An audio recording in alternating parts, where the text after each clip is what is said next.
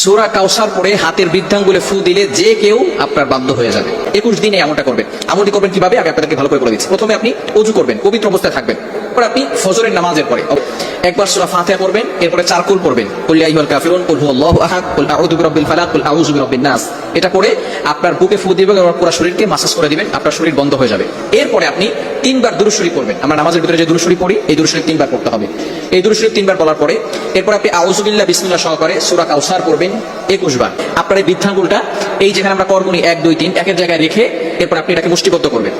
এরপরে আপনি সূরা কাউসার 21 বার পড়ার পরে সেখানে ফু দিবেন। ফু দেওয়ার পরে যাকে আপনি বাধ্য করতে চাচ্ছেন হালাল ভাবে, অবশ্যই হালাল ভাবে হতে হবে, হারাম ভাবে করলে কিন্তু হবে না, অবশ্যই হালাল হতে হবে।